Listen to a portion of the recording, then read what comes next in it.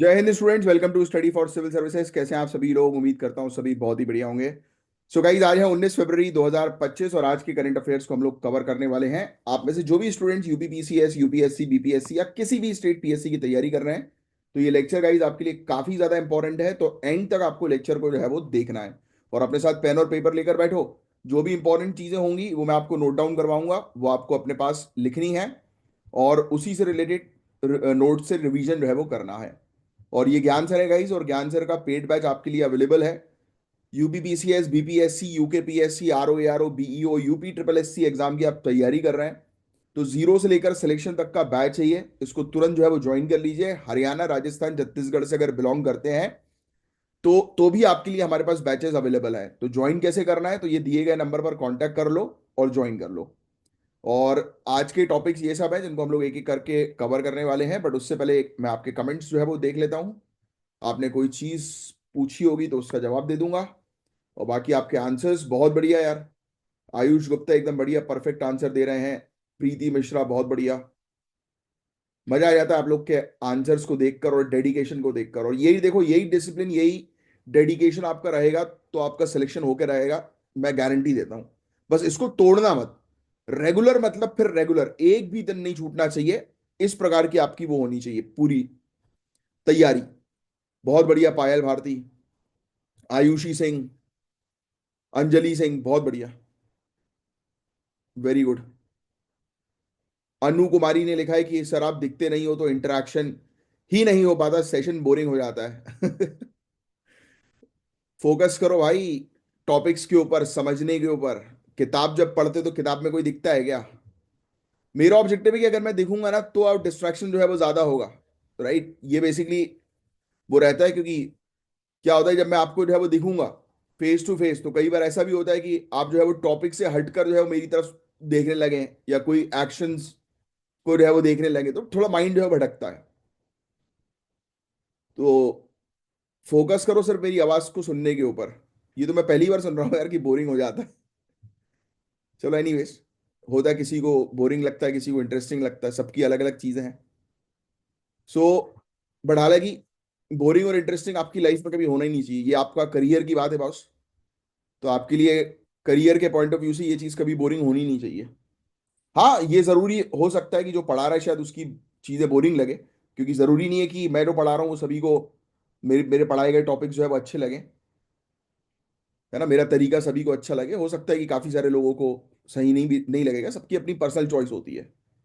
But again I am telling you, मेरा मेरे पास 10 साल का एक्सपीरियंस और इन 10 साल में काफी सारे ऑफिसेस खड़े किए हैं। राइट। तो बाकी आपकी मर्जी। सो श्रेया, श्रेया ने लिखा है कि सर ज्योग्राफी के लिए कैसे, कहाँ से पढ़े बिना क्लास परचेज किए? यार देखो यार, श्रेया, ज्ञान सर का स्टडी फॉर सिविल सर्विसेज का मेन यूट्यूब चैनल है, उसको एक बार चेक कर लो। वहां पर भी बहुत सारे फ्री वीडियोस है वो प्रोवाइड किए हुए हैं।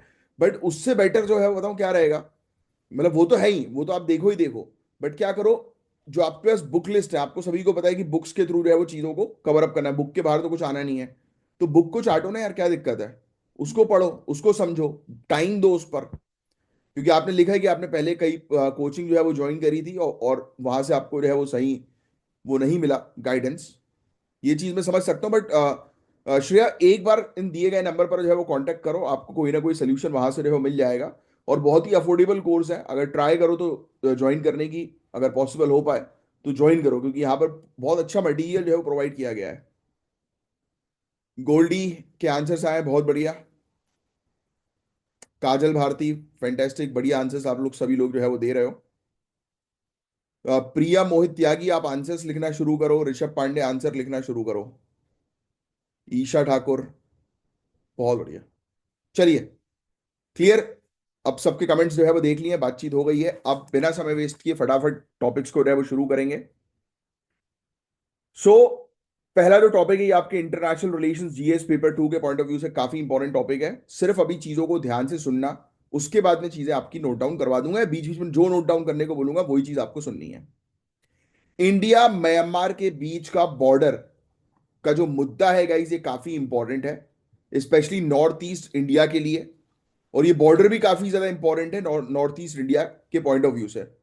क्योंकि दोनों देश, इंडिया और म्यांमार के बीच एथनिक और कल्चरल रिलेशंस काफी गहरे हैं।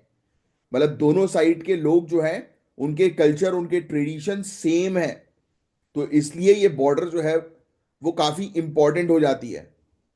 फ्री मूवमेंट रिजीम, एफएमआर, इसका कंसेप्ट 1968 में शुरू किया गया था। ये टॉपिक मैं 15 दिन पहले भी कवर करा चुका हूं। जिन स्टूडेंट ने फ्री मूवमेंट रिजीम से रिलेटेड नोट्स बना लिए हैं, उनको दोबारा से नोट्स बनाने की जरूरत नहीं है, ठीक है। और जिन्होंने नहीं बनाए वो लिख लेना फ्री मूवमेंट रिजीम। ये फ्री मूवमेंट रिजीम जो है वो लिखो, फ्री मूवमेंट रिजीम। ये आपको जो है वो ध्यान में रखनी है कि 1968, 1968 फ्री मूवमेंट रिजीम 1968 में ये कंसेप्ट शुरू किया गया था, जिसमें लोग बिना वीजा के 16 किलोमीटर तक क्रॉस कर सकते थे। जिसमें लोग बिना वीजा के जो है वो मैक्सिमम 16 किलोमीटर तक जो है वो क्रॉस कर सकते थे। हालांकि ये 10 किलोमीटर की रेंज का जो है वो बोलते हैं, बट काफी सारे एरियाज पर हम लोग को 16 किलोमीटर तक का जो है वो देखने को जो है वो मिला। देखो लिखा हुआ है ना, 16 किलोमीटर था, फिर बाद में जाकर इस लिमिट को जो है वो रिड्यूस करके 10 किलोमीटर कर दिया गया। इनिशियली तो 40 किलोमीटर था, है ना। तो ऐसा लिखो आप, इनिशियली 40 किलोमीटर्स, फिर आप लिखो reduced in 2004 to 16 kilometres, and right now the limit is reduce to 10 kilometres. और अभी भी इस पर जो है वो काम चल रहा है। तो हमने अभी तक जो है वो क्या समझा कि एक फ्री मूवमेंट रिजीम एक बेसिकली आप कह सकते हो कि एक एग्रीमेंट है, 1968 में हुआ, जिसके थ्रू हमने बोला कि भाई कोई भी व्यक्ति बिना वीजा के इंडिया और म्यांमार में जो है वो मूवमेंट कर सकता है, जो वहां का लोकलाइज है। और इनिशियली 40 किलोमीटर तक दोनों बॉर्डर के अंदर बाहर, और फिर बाद में आकर इसको 16 किलोमीटर कर दिया, 10 किलोमीटर कर दिया। अभी भी बातचीत कर रही है और थोड़ा सा इसको दोबारा से देखने की, है ना, कि कम करना है या ज्यादा करना है। तो इनिशियली एफएमआर के तहत लोगों को वीजा या पासपोर्ट की जरूरत नहीं थी, अगर उनके पास बॉर्डर पास था तो। अब इसमें और कुछ चीजों के बारे में मैं आपको बताऊं, पहले तो न्यूज की जो है वो चर्चा कर लेते हैं 2 मिनट। तो अभी देखो, रिसेंट में 22 बॉर्डर गेट्स एक्टिवेट किए गए हैं, जो कि फ्यूचर में 43 क्रॉसिंग पॉइंट्स के लिए प्लान किया गया है। अब आप ये बॉर्डर गेट्स तो समझ रहे हो ना, कि जहां से लोग आवाजाही कर सकें। ये गेट्स मणिपुर, मिजोरम, नागालैंड और अरुणाचल प्रदेश में है। ये पॉइंट याद रख लेना कि जो ये एफएमआर रिजीम के तहत जो लोगों को क्रॉस करने के लिए जो इजाजत दी गई है ना, कि इंडिया के लोग जो है वो अभी इनिशियली 40 किलोमीटर था, अब 10 किलोमीटर तक जो है वो जा सकते हैं म्यांमार में। म्यांमार के लोग 10 किलोमीटर तक इंडिया में आ सकते हैं। तो किस जगह से आएंगे जाएंगे, तो ऑब्वियस सी बात है कि वो भी सिक्योर्ड जगह होनी चाहिए ना। तो ऐसे हम लोग को जो है वो देखने को मिल रहा है कि अभी 22 गेट्स हैं, आगे चल के 43 इस प्रकार के बॉर्डर गेट्स जो है वो हो जाएंगे। तो ये भी जो है वो आप लिख लो, है ना। और ये गेट्स कहां कहां पर है, कौन सी स्टेट में है, तो इसका एक आपको आइडिया होना चाहिए। आप आने वाले समय के ब्यूरोक्रेट्स हैं, तो ये फैक्ट्स बॉर्डर स्टेट से रिलेटेड पता होनी चाहिए, और ये बहुत इंपॉर्टेंट फैक्ट है, ये एग्जामिनेशन में आ सकता है। बात समझ में आई। तो हमने देखा 43 पॉइंट्स बनाए जा सकते हैं आगे चल के, 43 गेट्स ये प्लान है। और ये 4 स्टेट में ये गेट्स हैं, मणिपुर, मिजोरम, नागालैंड, अरुणाचल प्रदेश। ये गेट्स स्पेशली उन लोगों के लिए हैं जो 10 किलोमीटर के अंदर रहते हैं इंडिया म्यांमार बॉर्डर के। और क्यूआर कोड इनेबल्ड पास और बायोमेट्रिक डेटा कलेक्शन को इंट्रोड्यूस किया गया है, यानी कि इन यहां पर टेक्नोलॉजी का भी इस्तेमाल किया जा रहा है, जिससे लोगों की मूवमेंट ट्रैक की जा सकती है और सिक्योरिटी मेजर्स को भी बढ़ाया जा सकता है। तो बेसिकली हमने जो है वो कहीं वहां पे जाके लोग जो है उधर उधर भग ना जाए, रेफ्यूजी ना बन जाए, तो उन लोग को ट्रैक करने के लिए भी हमने क्यूआर कोड इनेबल्ड पासेस वगैरह और बायोमेट्रिक डेटा कलेक्शन करना जो है वो शुरू कर दिया लोगों को ट्रैक करने के लिए। ठीक है। तो बस याद रखिए, बस इतनी सी चीज आपको इसके अंदर पता होनी चाहिए, बाकी और कुछ नहीं है। अब जो चीजें बता रहा हूं वो सिर्फ सुन लो। आसाम राइफल्स के बारे में तो आप जानते ही हैं। इसका एक काफी इंपॉर्टेंट रोल हम लोग को जो है वो ऑलरेडी देखने को मिला है, वहां पर सिक्योरिटी प्रोवाइड कराने के लिए 1835 से नॉर्थ ईस्ट में सिक्योरिटी मेंटेन कर रही है आसाम राइफल्स। उन्हें बॉर्डर पासेस इशू करने और लोगों की आइडेंटिटी वेरीफाई करने की रिस्पॉन्सिबिलिटी दी गई है। बायोमेट्रिक डेटा को सेंट्रलाइज्ड पोर्टल पर अपलोड किया जाता है ताकि सिक्योरिटी को इंश्योर किया जा सके। अब फरवरी 2021 में आप सभी को पता है कि म्यांमार के अंदर जो है वो मिलिट्री कूप हो गया था। राइट, सभी जानते हैं कि वहां पर कूप हम लोग को देखने को मिला। राइट, मिलिट्री रूल आ गया था। राइट, और बहुत बुरी स्थिति हुई, बहुत सारे लोग मारे गए थे, है ना। इसके बाद से बॉर्डर सिक्योरिटी को मजबूत किया गया है, क्योंकि म्यांमार से काफी सारे रेफ्यूजी इंडिया की तरफ भागकर आ रहे हैं। म्यांमार से 40,000 रेफ्यूजी ने इंडिया में एंट्री की थी, जिसकी वजह से बॉर्डर कंट्रोल्स को टाइट करने की जरूरत पड़ी। आसाम राइफल और स्टेट पुलिस जो अरुणाचल, मिजोरम, नागालैंड, मणिपुर में है, बॉर्डर सिक्योरिटी को मॉनिटर करते हैं। समझे। अब ये बॉर्डर से रिलेटेड कुछ फैक्ट्स जो है वो आप थोड़ा सा चाहो तो ये लिख लो, इंडिया म्यांमार बॉर्डर से रिलेटेड फैक्ट्स जिनको नहीं पता। राइट, वैसे तो ये आप ये सब टॉपिक ज्योग्राफी में आ ही जाते हैं, बट फिर भी लिख लो अलग से, क्योंकि ये फैक्ट्स जितनी बार लिखो उतनी बार अच्छा है, जिससे कि याद हो जाए। तो 1643 किलोमीटर की ये बॉर्डर है, 1643 किलोमीटर, जिसमें कुछ सेक्शन काफी कॉम्प्लेक्स है। ये लार्जली अनफेंस्ड है, यानी कि यहां पर फेंसिंग नहीं है, नेचुरल बाउंड्रीज ही हैं। ये रिजीम इंपॉर्टेंट है क्योंकि दोनों देशों के लोगों के बीच एक स्ट्रॉन्ग एथनिक और फैमिलियल टाइज हम लोग को देखने को मिलता है। क्योंकि ऑब्वियस ही बात है यार, ये बहुत ज्यादा जरूरी है कि लोग जो है वो मूवमेंट कर सकें, क्योंकि अब बॉर्डर तो पहले थी नहीं ना। अगर आप इनिशियल पीरियड की जो बात करो, राइट, जब म्यांमार जो है वो नहीं था तो सिर्फ एक लैंड बाउंड्री थी। तो जब ये बॉर्डर जब कटी तो ऑब्वियस ही बात है कि लोग जो है वो बिछड़ गए। उस तरफ के लोग जो है वो अलग हुआ, इस तरफ के लोग अलग हुए, दोनों की सिटीजनशिप जो है वो अलग हो गई। बट फिर भी कहीं ना कहीं एक इमोशनल अटैचमेंट तो है ही लोगों के साथ, लोगों का एक दूसरे के साथ, है ना। तो म्यांमार की इंटरनल क्राइसिस जैसे कि 2021 का मिलिट्री कूप, इन्होंने इंडिया को अपनी बॉर्डर मैनेजमेंट प्रोटोकॉल्स को रिफाइन करने के लिए परमिट किया। तो अब देखो यार, इसलिए हम लोग आज की डेट में इसको बार बार सोच रहे हैं कि भाई इसको और बेहतर जो है वो बनाए। The reason being is that कि आप देख ही रहे हो कितने सारे रेफ्यूजी जो है वो म्यांमार से इंडिया की तरफ एंटर किए थे। तो इसलिए हमें इनकी गाइडलाइंस को जो है वो रिफाइन करना बहुत जरूरी है, सिक्योरिटी को मजबूत करना बहुत जरूरी है। नहीं तो घुसपैठिए जो है वो इंडिया के अंदर आ जाएंगे और रेफ्यूजी की प्रॉब्लम काफी ज्यादा बढ़ जाएगी। राइट। तो देखो, इस प्रकार के क्वेश्चन एफएमआर से रिलेटेड आपसे पूछे जा सकते हैं, काफी इंपॉर्टेंट टॉपिक है। इवन आसाम राइफल का रोल जो है वो एफएमआर को इंप्लीमेंट करने के लिए क्या है, उस तरीके के फैक्ट्स भी आ सकते हैं। और इवन पता है मेंस के अंदर आपसे ये पूछा जा सकता है कि आप बताओ एफएमआर का रोल क्या है इंडिया म्यांमार के रिलेशंस को मेंटेन करने के लिए। तो इसलिए आपको एफएमआर के बारे में प्रॉपर चीजें पता होनी चाहिए। एफएमआर का दूसरा फेज में 21 बॉर्डर गेट्स एक्टिवेट किए जाएंगे, जिससे सिक्योरिटी मेंटेन करते हुए लोगों की मूवमेंट और मतलब लोगों को वो होगा, यानी सुविधा जो है वो मिलेगी एक प्रकार की, कि भाई वो आवन जावन कर सकते हैं। और एफएमआर को डिजाइन करते वक्त ह्यूमैनिटेरियन नीड्स को भी ध्यान में रखा गया है। राइट, कि मानवीय आवश्यकता क्या क्या हो सकती है, ताकि लोगों की जो सामाजिक जो है और फैमिलियल नीड्स जो है, यानी कि जो उनको चाहिए, राइट, उसको बिना कॉम्प्रोमाइज किए जो है वो हम वीजा को रेगुलेट कर सकें। यानी कि वो जो चाहते हैं कि भाई हमें अपनों से रहो मिलना है बॉर्डर के उस पार, तो वो भी पॉसिबल हो जाए और सिक्योरिटी भी रहे मेंटेन हो जाए। तो इस पर अभी एट प्रेजेंट जो है वो फोकस किया जा रहा है। बस गाइज यही था पूरा ओवरऑल टॉपिक, बाकी इसके अंदर और कुछ नहीं है। जितनी चीज मैंने आपको लिखवाने के लिए कही है, होपफुली आपने उतनी चीज जो है वो लिख ली होगी। बस दैट्स इट, बाकी और कुछ इसमें खास नहीं है। ठीक है, अब नेक्स्ट टॉपिक की तरफ हम जो है वो आगे बढ़ रहे हैं। आपको पता है यार, आजकल डिजिटल एज में फ्री स्पीच और ऑब्सनिटी के बीच का फर्क समझना काफी इंपॉर्टेंट है। हर दिन हम सोशल मीडिया प्लेटफॉर्म्स पे नए केसेस देखते हैं जहां लोग अपने ओपिनियंस रखते हैं, पर कभी ये ओपिनियंस या कंटेंट पब्लिकली ऑब्सीन बन जाता है। ऑब्सीन जो है वो समझ रहे हो ना, इनकी सही नहीं बनता है, कि मतलब जैसे अश्लीलता बन जाती है। ऑब्सीन का मतलब अश्लीलता बेसिकली होता है। अब ये वो रणवीर अलावादिया का ही जो वह केस है, उसी से रिलेटेड ये पूरे मुद्दे सामने आ रहे हैं। आपको पता ही है, बीच में हमने डिस्कस भी किया था इस केस के बारे में।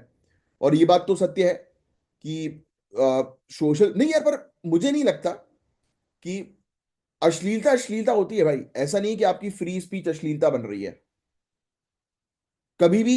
मतलब ये जो स्टेटमेंट यहां पर आर्टिकल में लिखा हुआ है, ये स्टेटमेंट मुझे थोड़ा सा सही नहीं लगा, कि भाई फर्क समझना जरूरी है कि फ्री स्पीच क्या और अश्लीलता में। अरे भाई, ये फर्क कॉमन है। आप अगर किसी प्लेटफॉर्म पे बैठकर जो है वो गंदी अभद्र भाषा का उपयोग जो है वो कर रहे हो, जिसको पब्लिक जो है वो देख रही है, तो ऑब्सीन ही तो है यार। और क्या है आप किसी को बॉडी शेम जो है वो कर रहे हो गलत लैंग्वेज को यूज करके, तो दैट इज नॉट गुड ना। तो ये क्या एथिकल है? ये क्या एक जेंटल अप्रोच है? नहीं ना। Everyone knows about it. तो ये मुझे नहीं लगता कि ये फालतू, मतलब ये बोलना जरूरी है कि क्या अश्लीलता है और क्या नॉर्मल है। अगर इंसान का दिमाग ठीक है ना, तो उसको चीजें समझ में आती हैं, उसको पता है कि क्या सही है क्या गलत है। अब दिमाग में ही उसके सड़ी चीजें भरी हुई हैं, तो उसको कभी समझ में नहीं आएगा, उसको नॉर्मल लगेगा। जैसे होता है कि काफी सारे लोगों के लिए गाली बकना नॉर्मल होता है, छोटी छोटी गालियां वगैरह होती है। एक बेवकूफ का एक शब्द होता है, मैं यूज नहीं करूंगा, राइट। जैसे अपन बेवकूफ बोलते हैं ना किसी को, तो उसके लिए एक शब्द होता है। ये शब्द जो है वो काफी सारे लोगों के लिए सी से जो है वो शुरू होता है, राइट। तो आप जानते ही हैं बेवकूफ को जो है बोलते हैं। I know you guys are adult, you know everything. तो बट पता है, ये शब्द कुछ जगह पे बहुत नॉर्मल यूज किया जाता है, और मेरे घर के अंदर अगर ये शब्द बोल दिया जाए तो वो भी एक बहुत बड़ी गाली है। Are you getting this? तो अब यहीं पर ही डिफरेंस जो है वो क्या है? यहीं पर ही डिफरेंस ये है कि भाई आप अपनी भाषा का उपयोग जो है वो सही तरीके से करो। आप ऐसी लैंग्वेज का उपयोग जो है वो क्यों कर रहे हो जो सही नहीं है, जो किसी को जो है वो ऑफेंस कर सकती है। बट लोगों को मजा इन्हीं सब चीजों में आता है। और मैंने आपको ऑलरेडी बोला है, आपको इस विषय में अपना ज्ञान देने की जरूरत नहीं है। इसलिए आपके सामने मैंने कानून रखे हुए हैं, इस आर्टिकल के अंदर कानून है, और ये कानून आप जो है वो अपने दिमाग में रखेंगे बस। जिसको जो लैंग्वेज यूज करनी है करने दो, भाड़ में आन दो। कानून के समक्ष जो अगर गलत है तो फिर कार्रवाई की जाएगी, है ना।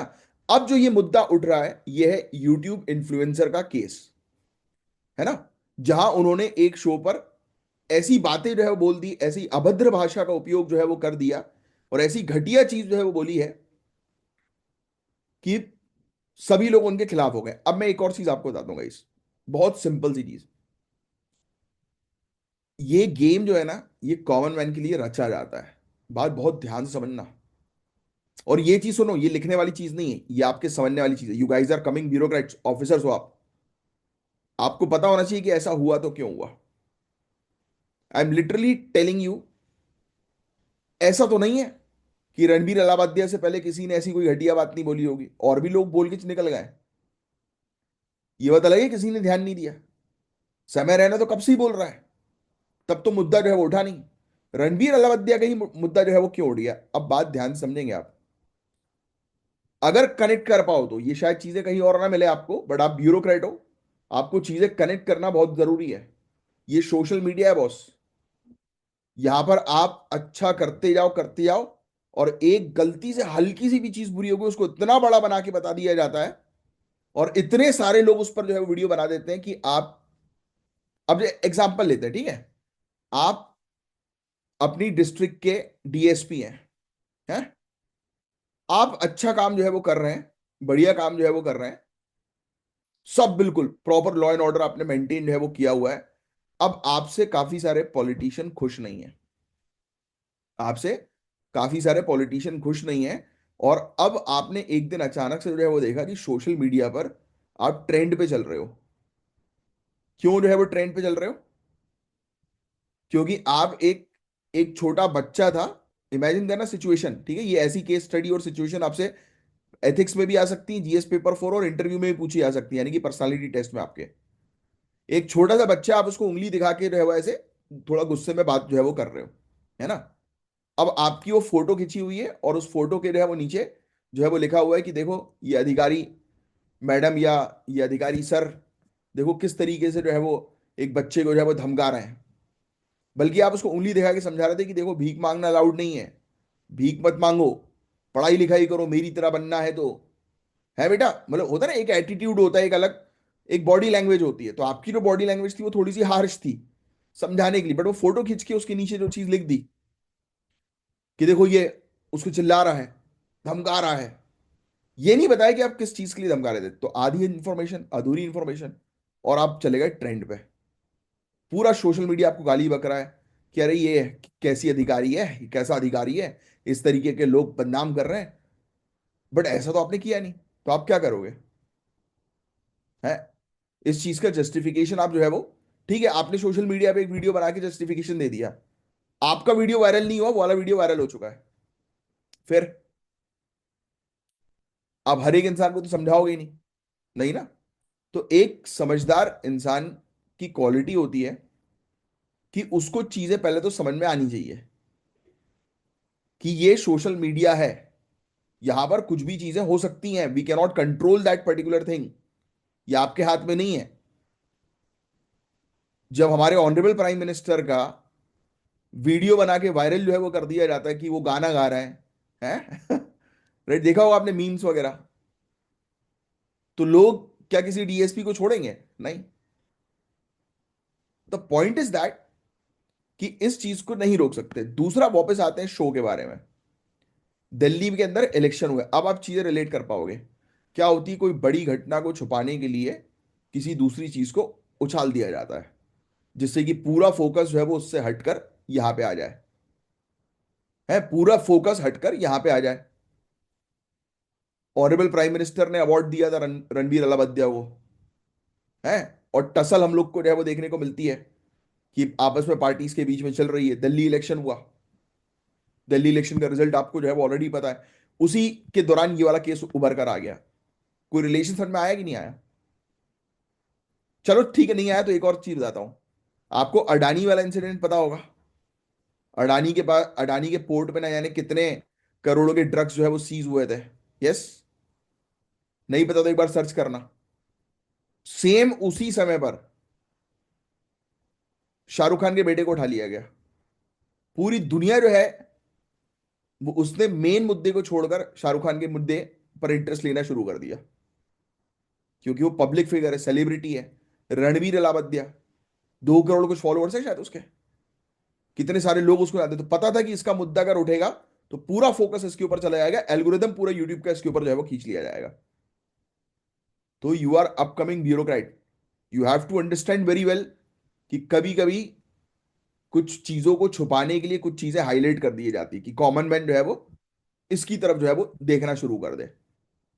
ये चीजें आप खेलोगे इस सर्विस में घुस के, लिटरली खेलोगे, तो इसलिए आपकी पर्सनालिटी ऐसी आपकी बनानी है कि जिससे कि आपको पता होना चाहिए कि कुछ चीज जो दिख रही है एक्चुअल में शायद उसके पीछे बहुत बड़ी कुछ चीज हो चुकी है, या किसी को छुपाने के लिए ऐसी चीज की जा रही है। आप मिशन में जाओगे बॉस, अगर आप आगे चल के किसी ऑपरेशन में हो जाते हो, राइट, नक्सलाइट ऑपरेशन या इंसर्जेंट के ऑपरेशन या टेररिस्ट ऑपरेशन, या प्लान करते हो ऑपरेशन के बारे में, तो अगर आपकी थिंकिंग इस लेवल तक नहीं जाएगी ना, तो आपको बेवकूफ बना के उड़ा देंगे, या आपके चक्कर में बहुत सारे बेगुनाहों की जान चली जा सकती है। इसीलिए ये एग्जाम आसान नहीं, और ये एग्जाम सिर्फ पढ़ने का नहीं है कि उठाई किताब और उठा के पढ़ लिया और हो गया। ये एग्जाम है पर्सनालिटी डेवलप करने का। अगर तुम्हारा माइंडसेट इतना स्ट्रांग है कि 4-5 डायरेक्शन में चीजों को जो है वो देख सकते हो, तो you can crack this examination, right. तो करो इस पे काम। वो बोलते हैं ना कि एक अर्जुन होता है और एक कृष्ण होता है। अर्जुन जो है वो निशाना लगाता है कृष्ण जी के गाइडेंस में, तो बस तुम लोग मेरे अर्जुन हो और लगाओ निशाना। क्योंकि होता है कई बार जो है वो, अब देखो हर एक इंसान का इंटरेस्ट अलग होता है। मेरी क्वालिटी है पढ़ाना, मैंने पढ़ाकर काफी सारे ऑफिसर्स जो है वो रेडी किए हैं, पर्सनालिटी जो है वो डेवलप करके, माइंडसेट जो है वो डेवलप करके करवा के।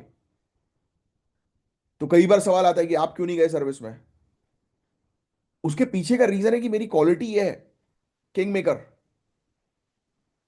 दूसरा रीजन, और सच्चाई बताऊं कि बॉस मुझे चाहिए बीएमडब्ल्यू, मेरा सपना बड़ा है मुझे, आपका सपना और भी बड़ा है, बट ठीक है, सबका विजन अलग होता है।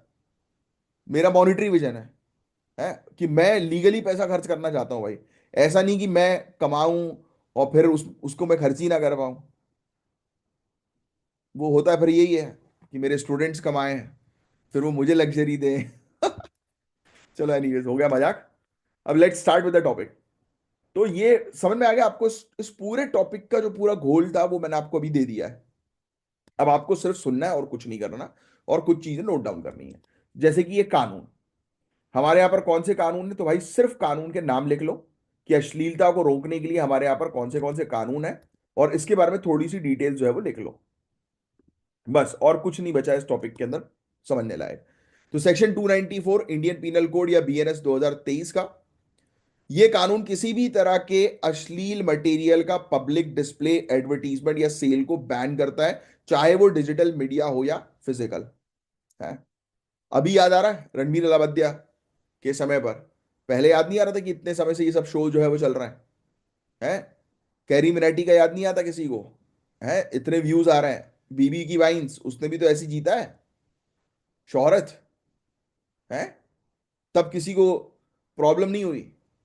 क्यों? क्योंकि फ्लो चल रहा था।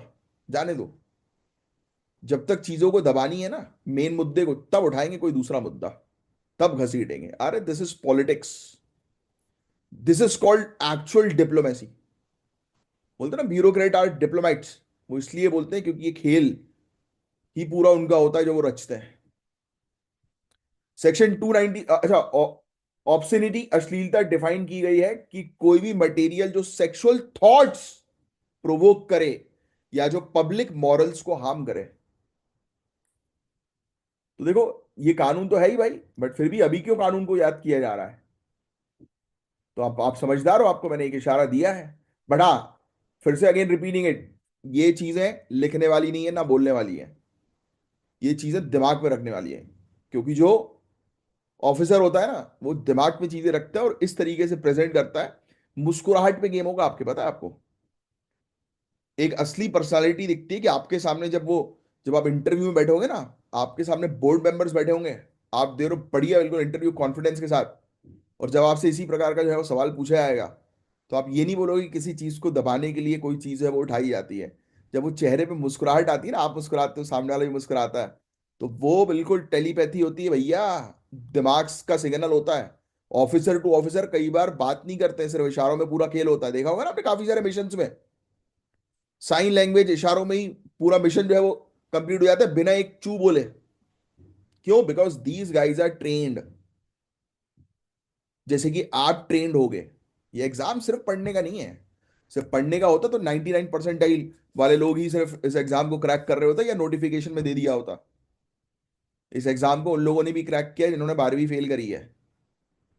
राइट? तो सोच लो, आप अगर 12वीं पास हो चुके हो एक बार में, तो ये मान के चलो कि आप बन सकते हो आईपीएस, बट मेहनत आपको करनी है। Next, section 296 BNS. इस सेक्शन के तहत ऑब्सीन एक्ट, जैसे कि ऑब्सीन वर्ड्स, सॉन्ग्स या चैंट्स पब्लिकली करने पर पनिशमेंट दी जाती है।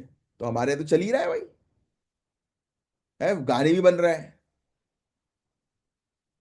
एक जब मैं स्कूल वगैरह में था तब था, एक सुट्टा नाम मिला करके एक गाना आया था, वो स्टार्टिंग का गाना था। तो सोचो कि वो तो तब से चल रहा है भाई, 2006 7 8 के टाइम पीरियड से, पाँच, इवन 5 या 4 के टाइम पीरियड पे भी आ गई थी चीजें। जब उस समय वो आईपॉड वगैरह शुरू हुआ था नया नया, आपको शायद पता हो ना पता हो, आई डोंट नो। आईपॉड शुरू हुआ था, सीडी प्लेयर जो है वो वाला शुरू हुआ था, कॉम्पैक्ट वाला। तो उस समय भी चलते थे भाई ये सब गाने, बड़े फेमस थे। बट उस समय याद नहीं आई किसी को रोकने की। तो the game is very simple. Section 67 IT act 2000, ये सेक्शन उन्हें पनिश करता है जो इलेक्ट्रॉनिकली ऑब्सीन कंटेंट पब्लिश, देखो, ऑब्सीन कंटेंट पब्लिश या ट्रांसमिट करते हैं। तो कंटेंट तो पब्लिश यूट्यूब में हो ही रहा है भाई, कितने सालों से। तब तो किसी के ऊपर कार्रवाई नहीं की गई। कॉमेडी शोज होते हैं, मिलियंस में व्यूज आते हैं। जहां किसी कॉमेडी में गाली बक दी किसी ने, तो आए हाय मिलियन में व्यूज चले गए। सामने वाला बंदा जो है वो महीने के 10 10 लाख रुपए कमा रहा है? तब कोई रोक टोक नहीं है, कभी कोई रोक टोक नहीं होती, क्योंकि उस कमाई में भी फायदा होता है सभी का। इकोनॉमिक ग्रोथ होगी ना यार। प्रॉब्लम ब्यूरोक्रेसी को तब होगी जब उनका इंटरेस्ट छुपा होगा। Game is all about interest. अब आई थिंक आपके दिमाग की बत्ती जल रही होगी कि हाँ यार, बात तो पते की गई है कि इतने सालों से चीजें चल रही थी, अचानक से अभी क्यों उठी और पैरेलल में चला दिल्ली इलेक्शन? दिल्ली इलेक्शन के बाद कोई नहीं कर रहा अब। गेम खत्म। तो सोचो, जो जो खेला करते हैं वो ऐसे लोग होते हैं कि उठा भी रहे हैं और बैठा भी रहे हैं। आप भी ऐसे ही करोगे बॉस। आपके साथ भी गेम ये बहुत सिंपल रहेगा। सिर्फ अपने इंटरेस्ट के बारे में सोचना है कि मेरा जहां पे इंटरेस्ट है उसके लिए मैं कुछ भी कर सकता हूं। कोई इमोशंस नहीं, कुछ नहीं। सोचना भी मत इमोशंस के बारे में। क्वाइट पॉसिबल हो सकता है कि कई बार आपको अपने इन्फॉर्मर को ही मारना पड़े। अब आप बोलोगे सर कैसी बातें कर रहे हो।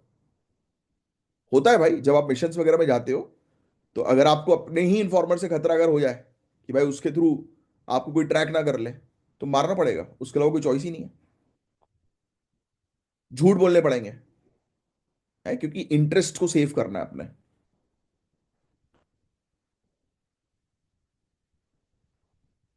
तो ये चीजें हैं।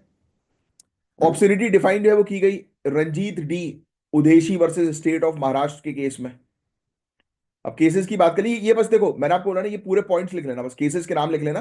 ये जो पीडीएफ है आपके दिए हो ये पूरे 4 5 ये पूरे पॉज को पहले भी पढ़ चुके हैं हम लोग।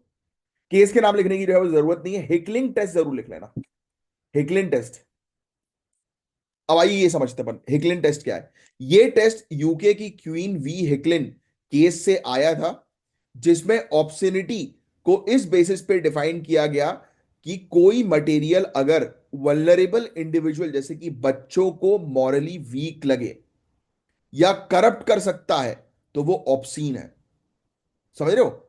यानी कि जो ऐसे इंडिविजुअल मतलब जिनका माइंडसेट थोड़ा कमजोर है उनके लिए थोड़ा सा अजीब लगे।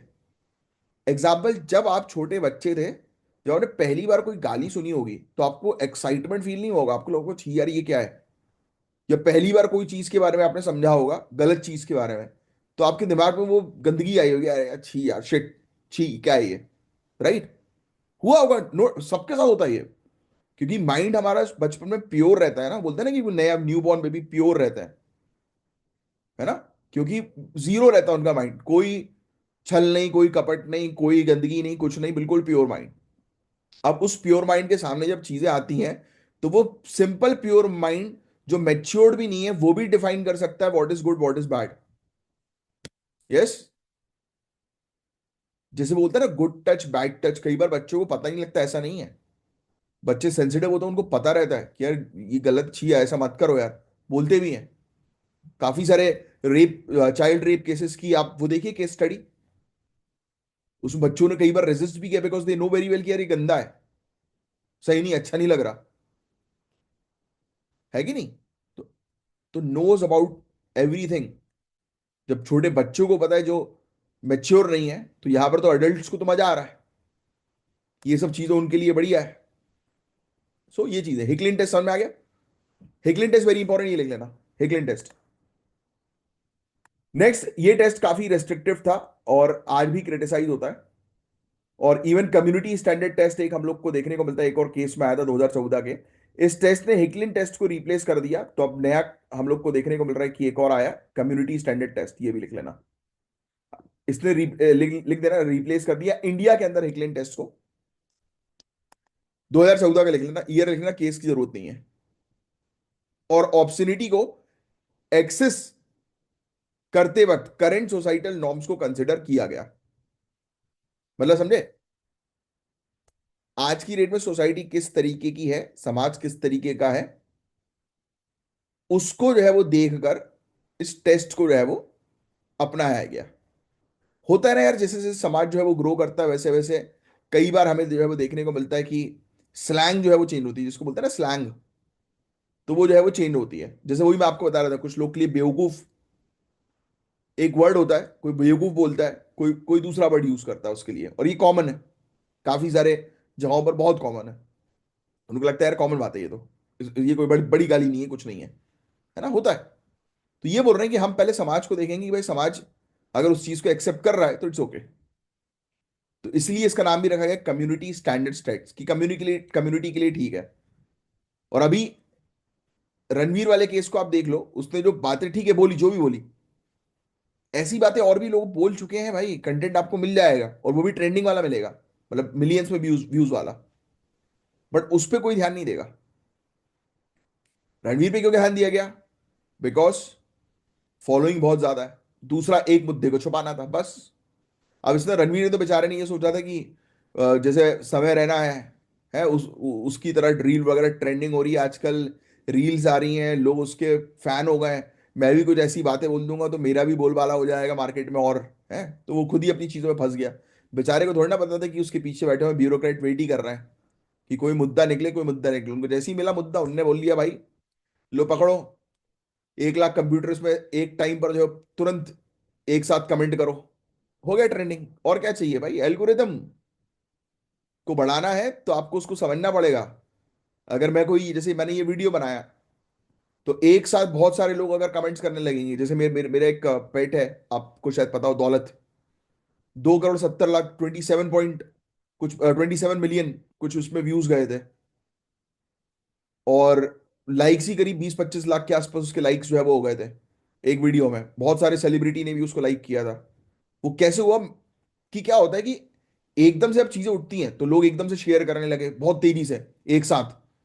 यानी कि मैं आपको बता रहा हूँ ना लिटरली, कि मैं रात में 10 बजे मैंने देखा था 40,000 कुछ व्यूज थे या 50,000 व्यूज थे इनिशियली, और जब मैं सुबह उठा था तो मैंने देखा 5 लाख व्यूज। सोचो आप, यानी कि सुबह मतलब मेरे लिए रात मतलब 2 बजे होती है और सुबह मतलब 4-5 बजे होती है, या 1 या 2 बजे ऐसा कुछ सोता हूँ मैं, और 4-5 बजे उठ जाता हूँ, मैं बहुत कम सोता हूँ। तो ये गेम जो है वो रहता है। तो एल्गोरिदम, फिर आर्टिकल, ये तो आपको जो है वो ऑलरेडी पता है। जुडिशियल कुछ केसेस भी हैं पहले वाले, ये सब केसेस याद रखने की अभी के लिए आवश्यकता नहीं है। जो मेन काम की चीज थी वो मैंने आपको बता दी है, हिकलिन टेस्ट और कम्युनिटी स्टैंडर्ड टेस्ट, इससे रिलेटेड क्वेश्चन जो है वो आएगा। ये कुछ डेफिनेशन जो है वो दी गई है, मॉरलिटी की डेफिनेशन क्या है, तो ये आप जानती हो भाई, नैतिकता का मतलब, ये जीएस पेपर 4 एथिक्स के अंदर और डिटेल में जो है आप पढ़ोगे। ठीक है। डिसेंसी, शालीनता क्या होती है, हर चीज के लिए केसेस हैं, बट हर केसेस को आपको याद रखने की जरूरत नहीं है। ये फंडामेंटल राइट तो आपको याद रखना ही इंपॉर्टेंट है, आर्टिकल 19 फ्रीडम ऑफ एक्सप्रेशन। और वर्सेस ऑब्सनिटी का है, तो ऑब्सनिटी के लिए आप ये डाल दो, कम्युनिटी स्टैंडर्ड टेस्ट हमारा आ ही चुका है। अभी तक कम्युनिटी के लिए सब ठीक था, बट रणवीर अलावादिया ने बोल दिया तो ठीक नहीं हुआ है। अब आप मुझे बोलोगे कि सर उसने बोला भी तो कितनी घटिया चीज थी, बेटा एक बार इंटरनेट पे सर्च तो करो, उससे भी घटिया चीजें मिल जाएंगी। बट उस पर कोई सवाल नहीं, इस पर क्यों है। अब आप समझदार बन ही चुके हो, अब आपको अब एक चीज क्लियर हो गई कि हमें जो है वो एक मुद्दे को नहीं देखना है, उसके आसपास क्या चल रही है उसको देखना है। और आपको पता ही लग गया कि काफी सारे मुद्दे हैं जिस पर बातें नहीं हो रही हैं। अचानक से इस मुद्दे पर जो है वो हाइप जो है वो चल रहा है, लोगों को सिर्फ यही मुद्दा सुनना है। और भी बड़े बड़े मुद्दे जो चल रहे हैं बैकग्राउंड में, और मैंने तो सिर्फ एक ही मुद्दा आपको एक एग्जाम्पल के तौर पर लिया भाई। अब मुझे क्या पता कि इससे बड़ा कोई और मुद्दा छुपाया गया हो, वी कांट से। एक छोटी सी न्यूज कहीं पर आकर जो है वो दब गई हो, जो न्यूज बहुत काम की होनी चाहिए थी। होता है ऐसा कई बार। अब एक टॉपिक है सिर्फ सुनने वाला। आज के पॉलिटिकल लैंडस्केप में आपको पता है कि करप्शन, क्राइम के केसेस काफी कॉमन हो गए यार, काफी कॉमन। खासकर जब बात होती है किसी पॉलिटिशियन की जिस पर ऑलरेडी, मतलब वो कन्विक्टेड है, कन्विक्टेड समझते हो ना, कोई पॉलिटिशियन जो है जो सजा पड़ चुकी है जिसको, है। एक होता है आरोपी, है ना, अक्यूज, और दूसरा होता है कन्विक्टेड, मतलब अपराधी। आरोपी और अपराधी में डिफरेंस है। आरोपी मतलब किसी के ऊपर भी आरोप लग सकता है, किसी के ऊपर भी। बट अपराधी वो कहलाता है जिसने अपराध किया हो, मतलब जिसका अपराध सिद्ध हुआ। समझे आप बात को। That is the difference between accused and convicted. ये हमेशा ध्यान में रखना है, कई बार पूछ लेते हैं। Anyways, so let's continue. तो ऑनरेबल सुप्रीम कोर्ट ने रिसेंटली एक मुद्दा डिस्कस किया जिसमें यह मांग की गई कि जो पॉलिटिशियन अपराधी हैं उन पर लाइफ टाइम बैन लग जाना चाहिए इलेक्शन में खड़े होने के लिए। बहुत सही चीज है भाई। इससे क्या होगा, ये माफिया पॉलिटिक्स खत्म होगी, ये जो गुंडा राज चल रहा है पॉलिटिक्स में वो खत्म होगा। और आप देखिएगा यार, पॉलिटिशियन मैक्सिमम आपको गुंडे ही मिलेंगे। मैं तो खुद बैठता हूं यार, मुझे पता है। और किस लेवल की गुंडागर्दी आप लोग नहीं सोच सकते ना, मैं यहां पे डिस्कस कर सकता हूं। तो भाई, मतलब किसी को जो अपन मूवी में देखते हैं ना वो एक प्रकार से सच भी होता है। बट आप बोलते हो कि हमें पता क्यों नहीं लगता इन सब चीजों के बारे में। तो काफी वही बोला ना कि जिस पता लगेगा आप लोग को, आप पहुंचो तो एक बार ऊपर, एक सीढ़ी ऊपर चढ़ो ये एग्जाम निकाल के, फिर उसके बाद तो और सीढ़ियां मिलेंगी आपको। फिर आप चढ़ोगे तो आपको और गहराई में चीजें समझ में आने लगेंगी कि कहाँ पहुंचे हो आप। मजा भी आएगा, एक अलग थ्रिल मिलेगा कि जो चीज किसी को नहीं पता वो आपको पता है। तो लीगल प्रोविजंस क्या क्या हम लोग को जो है वो देखने को मिलता है। अगेन, देखो भाई, ये रिप्रेजेंटेशन ऑफ पीपल एक्ट 1951 का ये टॉपिक है, इसमें ये सब पूरे सेक्शंस याद रखने की जरूरत नहीं है एग्जैक्टली कि कौन से सेक्शन में क्या लिखा हुआ है, ये चीज नहीं आएगी। सिंपली आपको पता होना चाहिए कि रिप्रेजेंटेशन ऑफ पीपल एक्ट जो है, लोक प्रतिनिधित्व अधिनियम 1951 का जो है, उसके अंदर रूल्स जो है वो लिखे हुए हैं कि पॉलिटिशियंस को किस प्रकार से रहना है। क्या कोई रूल ऐसा है कि जिसमें बैन करने की बात की गई? तो अभी तक तो नहीं, और ये रूल आने वाले 10 सालों तक बनेगा भी नहीं, देख लेना। तो देखो, पहली चीज तो मैं आपको बता दूं कि डिस्क्वालीफाई करने से रिलेटेड ये सब नियम है जो मैं आपको ऑलरेडी बता चुका हूं। अब एक सेक्शन है जिसके तहत कहा गया है कि अगर किसी पॉलिटिशियन को 2 साल या उससे ज्यादा की सजा मिलती है तो उसे डिस्क्वालीफाई कर दिया जाता है इलेक्शन के लिए। पर यह डिस्क्वालिफिकेशन तब तक रहती है जब तक की सजा पूरी ड्यूरेशन कंप्लीट ना हो गई, यानी कि एक व्यक्ति ने अपनी सजा पूरी कर ली, उसके बाद फिर वो आके खड़ा हो सकता है। बोलते हैं ना कि भाई ठीक है यार, गुनाह हो गया हमसे, हमने उसका भरपाई भी कर दी, हमें सजा भी मिल गई, और अब तो हम फ्री हैं, फ्री मैन है। जेल से निकलने वाला व्यक्ति और डेंजरस हो जाता है। जेल को बोलते हैं सुधार गृह। सुधार गृह नहीं है, बिगाड़ गृह है वो। कोई पॉकेट मार के भी जेल जाता है ना, बाहर निकलता है तो साला ऐसे निकलता है कि अपने आप को भाई समझता है वो, उसके छर्रे बन जाते हैं। और इसी लोग से, इन्हीं इन्हीं टाइप के चिरकुटों से, पता आप लोग को पता है, बड़े माफियाओं से आप लोग को डर नहीं रहेगा। मैं आपको लिटरली लिख के दे रहा हूं सर्विस में। वो उतनी नाक में दम नहीं करेंगे आपकी, वो करेंगे बट बड़े लेवल पे करेंगे, जो रेगुलर नहीं होता। आप परेशान रहोगे इन चिरकुटों के चक्कर में, जो छुटभैया वगैरह जो होते हैं ना, इनके चक्कर में आप लोग परेशान रहोगे। कुछ सीरियस क्राइम जैसे रेप, टेररिज्म, करप्शन, अनटचेबिलिटी को प्रैक्टिस करना, इन क्राइम्स के लिए डिस्क्वालिफिकेशन तुरंत हो जाती है, चाहे किसी पॉलिटिशियन को सजा कितनी भी हो। ये डिस्क्वालिफिकेशन 6 साल तक रहती है। फिर इलेक्शन कमीशन को पावर दिया गया है कि किसी भी अपराधी पॉलिटिशियन के डिस्क्वालिफिकेशन पीरियड को कम भी किया जा सकता है। 2019 में इस प्रोविजन का कंट्रोवर्शियल यूज हुआ था, जब एक अपराधी चीफ मिनिस्टर के डिस्क्वालिफिकेशन पीरियड को 6 साल से 13 महीने तक रिड्यूस कर दिया गया, जिससे वो दोबारा इलेक्शन लड़ सके। पूरा गेम, मैंने आपको बताया ना, देखो, रूल्स को चेंज करने की पावर भी आपके हाथ में है। इलेक्शन कमीशन में कौन लोग बैठे हुए हैं? IAS officers. पहुंचो भाई। और अगर मैं आपको बता रहा हूं कि स्टेप बाय स्टेप चीजों को करो, जिस स्टेट में बैठे हो उस स्टेट के पीएससी को भी क्रैक करो, और अगर एज लिमिट है तो यूपीएससी पे भी जाओ। दोनों गेम खेलो। मैं देखता हूँ लोगों को कि लोग जो है वो या तो सिर्फ यूपीएससी में बंधे रहते हैं या स्टेट पीएससी में बंधे रहते हैं। क्यों बंधे हुए हो? सिलेबस तो सेम ही है ना बॉस, हल्का फुल्का डिफरेंस है। और डरना क्यों किसी चीज का कि अरे वो डिफिकल्ट पड़ जाएगा? अरे निकले हो भाई रास्ते में तो निकालो, क्रैक करो। कंपटीशन है, दूसरा भी तो कर रहा है ना, दिमाग सभी के पास सेम है। बस स्किल डेवलप करो, डिसिप्लिन में रहो, निकालोगे एग्जाम। एक वोरा कमेटी थी 1993 की, ये लिख लेना भाई। एक वोरा कमेटी 1993 की, ये लिखो। वोहरा कमेटी 1993। इसने ये रिकमेंड किया कि क्रिमिनल चार्जेस वाले कैंडिडेट्स को स्ट्रिक्टली डिस्क्वालीफाई करना चाहिए।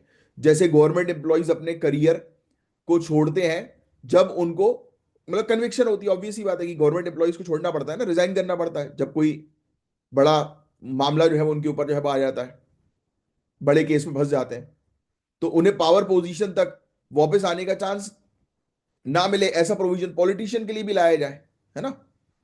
तो ये चीजें हैं। तो जैसे कि भाई गवर्नमेंट एम्प्लॉय को तो निकाल देते हैं ना, उसके ऊपर कोई भी कार्रवाई हो गई तो खत्म हो गया वो, फिर उसको नौकरी नहीं मिलेगी गवर्नमेंट में, ऊपर से सजा अलग पड़ गई होगी। और देखते ही हो आप काफी सारे केस जो आईएएस ऑफिसर करप्ट के केस में फंस जाते हैं।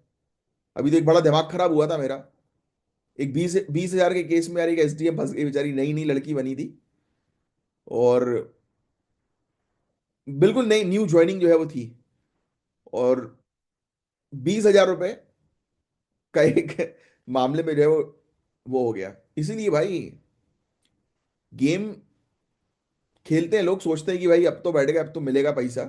आपको नहीं पता कि आपके ऑफिस में ही बैठा एक व्यक्ति जो है वो आपको देख रहा है।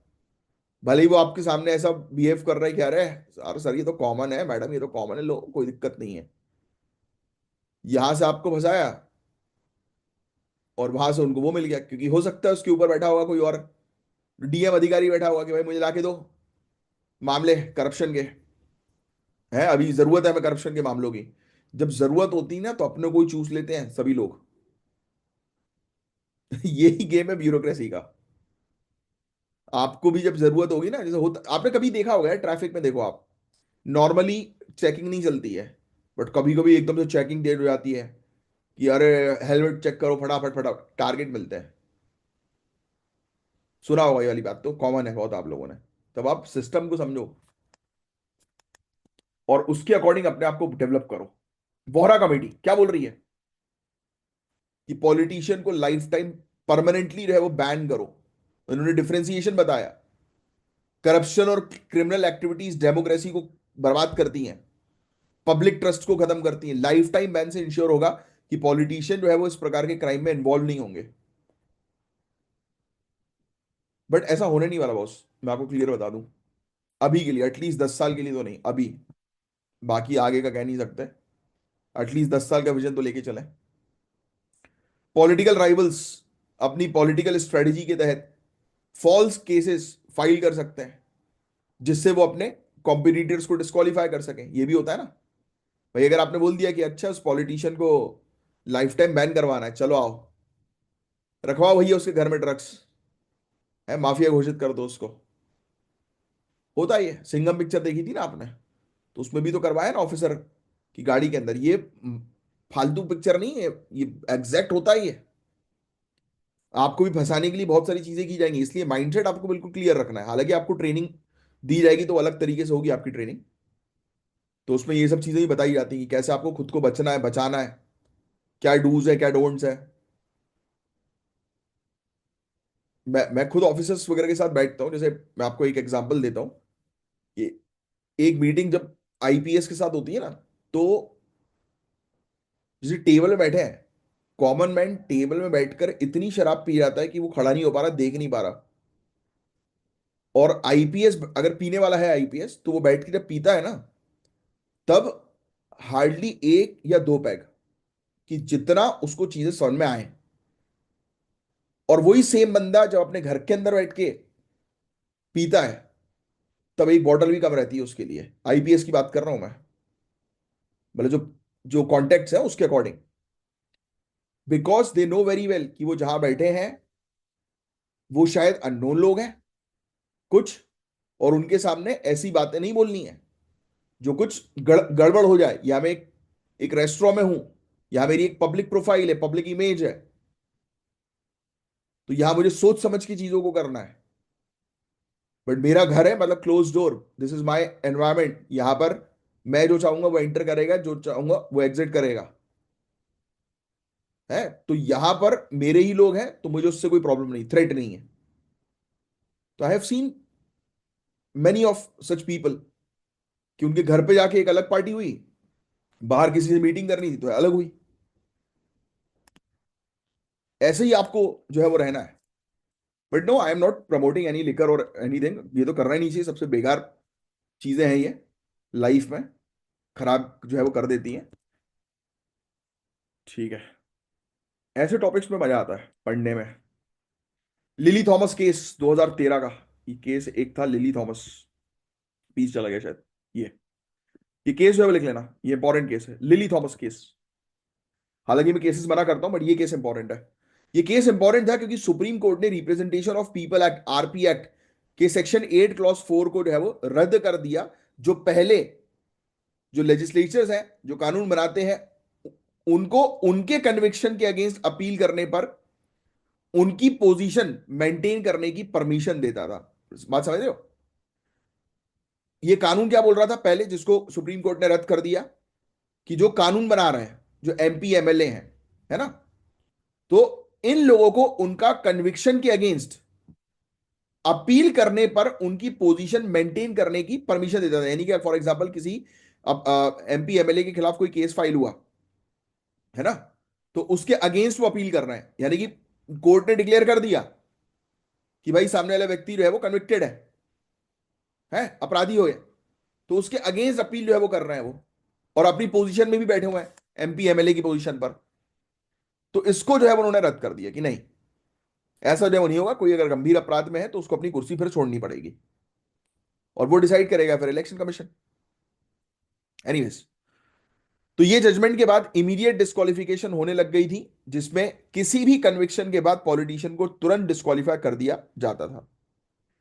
फिर association for democratic reform case एक था 2002 का। ये केस इंपॉर्टेंट था क्योंकि इसमें सुप्रीम कोर्ट ने कैंडिडेट के क्रिमिनल रिकॉर्ड्स को इलेक्शन से पहले डिस्क्लोज करना मैंडेटरी कर दिया। आपको बताऊंगा ना कि ये केस आया था जिसमें कहा गया था कि सभी जितने भी वो है पॉलिटिशियन है, वो अपने क्रिमिनल रिकॉर्ड जो है वो इलेक्शन से पहले जो है वो डिस्क्लोज करें।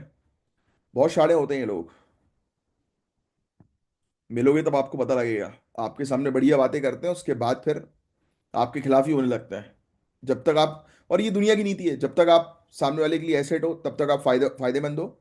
जहां आप लाइबिलिटी बने तो कोई आपको पसंद नहीं करेगा, ये बात याद रखना। इसलिए हमेशा अपने आप को एसेट बनाना है आपको। एसेट कैसे बनाओगे? पढ़ाई करो, अभी एग्जाम क्वालिफाई करो, आप बन गए एसेट। उसके बाद दूसरी कहानी मुझसे आके मिलना उसके बाद, तो और दूसरी कहानी सिखाऊंगा कि कैसे मेंटेन रखनी है अपनी पावरफुल पोजीशन, कि कोई भी अपोजिशन हो या रूलिंग पावर हो, कोई आपको तोड़ नहीं पाएगा। ऐसे ऐसे तोड़ होते हैं। बस यही था guys, इसमें और कुछ नहीं है। इस टॉपिक के अंदर जितना मैंने बोला लिखने का उतना आपने लिख लिया, चीजों को समझ लिया, बस दैट्स इट। अब एक और टॉपिक है, आज के दुनिया भर की सबसे बड़ी सिक्योरिटी की चिंता। टेरर थ्रेट्स काफी बढ़ रहे हैं, जो जियो पॉलिटिकल इंस्टेबिलिटी, टेक्नोलॉजिकल एडवांसमेंट और डिजिटल रेडिकलाइजेशन से आते हैं। टेररिज्म जो पहले लिमिटेड कॉन्फ्लिक्टेड एरियाज में था, अब तो भाई टेररिज्म इंटरनेट के जरिए घर घर तक भी पहुंच सकता है। कोई बड़ी बात नहीं है। लोगों का ब्रेन वॉश कर सकता है, जो मैंने आपको कल के लेक्चर में भी थोड़ा बहुत बताया था। तो उसी से रिलेटेड ये टॉपिक हम लोग को जो है वो देखने को मिल रहा है। इसमें ज्यादा लिखने की आपको आवश्यकता नहीं है। टेररिस्ट ग्रुप, जैसे कि आपको नाम तो पता ही होना चाहिए, हमास एक टेररिस्ट ग्रुप है। एक एचटीएस है, हयात तहीर अल शम, जो कुछ टाइम के लिए जो है वो शांत बैठे हुए थे, अब एक्टिवेट हो गए और हाई इंपैक्ट ऑपरेशन एग्जीक्यूट कर रहे हैं। अभी बहुत समय से आपने ये हमस और इन लोग की न्यूज जो है वो नहीं सुनी होगी, बट अब ये लोग एक्टिवेट हो गए, ऐसा इंटेलिजेंस बता रही है। और सेल्फ रेडिकलाइज्ड इंडिविजुअल्स जो ऑनलाइन प्रोपोगेंडा से इन्फ्लुएंस होते हैं, लोन वुल्फ अटैक को लीड कर रहे हैं। मतलब किसी और देश में बैठे हुए किसी और देश के लोगों का ब्रेन वॉश कर रहे हैं। स्लीपर सेल सुना होगा ना आपने ये नाम, वो बना रहे हैं, देश के लोगों को ही माइंड वॉश करके आपस में धार्मिक स्तर पर लड़ा रहे हैं। तो आज की डेट में टेररिस्ट को बॉर्डर क्रॉस करने की जरूरत ही नहीं पड़ रही है। इंटरनेट के माध्यम से इस प्रकार से वीक माइंडसेट वाले लोगों को टारगेट करके ब्रेन वॉश किया जाता है। क्योंकि गेम यही होता है ना, आपने सुना होगा टेररिज्म में क्या है, ब्रेन वॉश। बचपन से ही जो है बच्चे के हाथ में AK-47 पकड़ा दी जाती है, ब्रेन वॉश किया जाता है। उसको ऐसे वीडियोस दिखाए जो है बजाते हैं जिससे कि उसको समझ नहीं होती है। आप देखो जाके वीडियो उसका है, कसाब का ओरिजिनल वीडियो, जब उसका नार्कोटिक्स टेस्ट जो है वो चल रहा था। Original video, original. तो आप देखोगे कि कितना रो रहा था वो, कि ये क्या हो गया मुझसे, जब उसको एग्जैक्टली रियलिटी समझ में आई। 26/11 मूवी जो है नाना पाटेकर वाली, देखना वो टेररिस्ट अटैक की, तब स्टोरी पता लगी कि कि क्या हुआ था एग्जैक्टली। पुलिस वाले खुद जो है वो दंग रह गए थे, डीजी दंग रह गया था कि ये क्या है भाई। तो कहानी ये है, सेल्फ रेडिकलाइज्ड इंडिविजुअल ऑनलाइन। मतलब कुछ लोग ऐसे होते हैं कि कोई चीज जो देख रहे हैं ना वही उनके सबकॉन्शियस माइंड में जाती है और इमेजिनेटिव चीजें बनाने लगते हैं। और ये व्हाट्सएप इन सब चीजों को इस तरीके से बनाया जाता है क्योंकि लोगों को अभी समझदार, डिजिटल इलिटरेसी है ना सबसे बड़ी प्रॉब्लम, तो ये है अनएजुकेटेड है। जिस उनने बस सीख लिया कि हाँ भाई यूट्यूब चलाना है, व्हाट्सएप चलाना है। मैं दूसरों की क्यों बात करूं, अपने घर की बात करता हूं। कई बार मम्मी मुझसे बोलती हैं, अरे बेटा वो एक का फोन आया है, वो बोल रहे हैं कि अमेजोन की तरफ से जो है वो कुछ गिफ्ट ऑफर मिलेगा, तो बोल रहे हैं कॉल बैक करो। अब नौकरी का बोला था, सॉरी, कल परसों की बात थी। मम्मी बोल रही थी कि अमेजोन की तरफ से फोन आया कि घर बैठे जो है वो 30,000 रुपये कुछ घंटों में जो है वो कमा लिए जाएंगे। तो मैंने कहा मम्मी करो, कॉल करो। मैंने ऐसे टॉन्ट में बोला, हाँ करो, कॉल करो, कॉल करो, जितना पैसा है वो निकल जाएगा अकाउंट से, करो। फिर हंसने लगी, बोलता मुझे पता था इसलिए तो नहीं किया मैंने। तो ये कुछ नहीं होता, पर पता था नहीं, लालच। जहां कोई आपको लालच दे रहा है वहां फंस गए। और होता इन लोग का प्रोपेगेंडा वही होता है कि कॉमन मैन को लालच दो और फिर उनके पास ऐसी ऐसी चीजें भेजो जिससे कि उनका माइंड वॉश हो। अफगानिस्तान, सीरिया ऐसी कंट्रीज जहां तालिबान, एचटीएस यानी कि हयात तहीर अल शम, ऐसे ग्रुप्स रूल करते हैं, उनके स्टेट स्पॉन्सर्ड टेररिज्म काफी इंपॉर्टेंट है। ये टेररिस्ट इंफ्रास्ट्रक्चर को सस्टेन करते हैं और उनकी एक्टिविटीज को प्रमोट करते हैं। प्रॉक्सी वॉरफेयर का ट्रेंड बढ़ रहा है जिसमें टेररिस्ट ऑर्गेनाइजेशन को स्टेट एक्टर सपोर्ट करते हैं। होता है ये कई बार। काउंटर टेररिज्म का प्रयास आज की डेट में काफी इनइफेक्टिव जो है वो हो गया है। टैक्टिक्स, मॉडर्न टेररिस्ट नेटवर्क जो है वो, देखो स्लीपर सेल लिखा हुआ है ना, स्लीपर सेल, ये लिखने की आपको आवश्यकता नहीं है। लोन वुल्फ स्ट्राइक, ये लिखने की आवश्यकता नहीं है। Drone strike, cyber warfare, artificial intelligence based recruitment कर लेते हैं वो बैठे बैठे। पता है लोग जो है पैसा नहीं है लोगों के पास, कुछ भी करने के लिए रेडी हो जाएंगे कि लाओ भैया। वो सिद्धू मूसेवाला केस की मैं उस दिन थ्योरी जो है वो पढ़ रहा था, और एक वीडियो जो है मैंने देखा था। सिद्धू मूसेवाला केस में जो शूटर्स थे उनको 5 लाख रुपए दिया गया, हर एक शूटर को। और सिद्धू मूसेवाला समझ रहे हो, एक उसके पास भाई जेड प्लस सिक्योरिटी थी, जी प्लस सिक्योरिटी, पता है ना। वो एक दो दिन पहले मेरे ख्याल से शायद हटाई गई थी, और क्योंकि बहुत सारे लोगों को दी जा रही थी अननेसेसरली, तो स्टेट का पैसा खर्च हो रहा था, स्टेट के रिसोर्सेज खर्च हो रहे थे, पैसे तो नहीं। क्योंकि पैसा तो जी प्लस सिक्योरिटी के लिए प्राइवेट लोगों को देना पड़ता है, बट रिसोर्सेज तो होते हैं ना हमारे। तो वो जो है वो वेस्ट हो रहे थे, तो हमने हटवाई। बट फिर भी इतना बड़ा आदमी, इतना बड़ा आदमी आप सोचिए कि इतनी औकात जो है वो रखता है, उसको मारने के लिए 5 लाख रुपए की सुपारी, तो आम आदमी के लिए तो कुछ भी नहीं। तो आप सोच सकते हो कि लेवल, कि लोग सिर्फ 5 लाख रुपए के लिए एक सेलिब्रिटी को मार सकते हैं। और एक तो केस उसका भी था, 350 रुपए के लिए किसी ने भी, वो चल रहा है, वो भी एक लड़का है ट्रेंडिंग में, उसका नाम मुझे पता नहीं, वो भी बीच बीच में उसके वीडियोस अगर आते रहते हैं। 350 रुपए के लिए अपने दोस्त को मार दिया, सोच रहे हो आप। तो आम आदमी की औकात 350 रुपए, 400 रुपए, 500 रुपए में मर्डर है, क्योंकि सिद्धू मूसेवाला 5 5 लाख भाई, उस आदमी का 5 लाख रुपए था पर शूटर का। अब मिल तो रहे ठीक है, मारने का, पर शूटर हो या कुछ भी हो, एक गोली से भी इंसान मर जाता है। तो वो चीज है। 2019 में हाउथी ड्रोन अटैक्स यहां पर हुआ था, तो वो सब चीजें हैं। तो ये सब अभी ये टॉपिक जो है बता रहा है कि ये सब लोग जो है वो एक्टिवेट जो है वो होते आ रहे हैं, और अपनी टैक्टिक्स जो है वो का इस्तेमाल जो है वो कर रहे हैं। अलग अलग टाइप की टेक्नोलॉजी का इस्तेमाल जो है वो कर रहे हैं।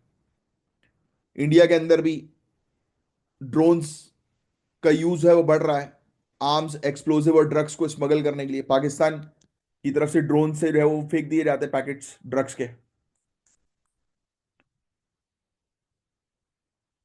तो इनको रोकना जो है बहुत ज्यादा जरूरी है, और रोकने के लिए इन्हीं की स्ट्रेटेजी को हमें काउंटर जो है वो करना पड़ेगा।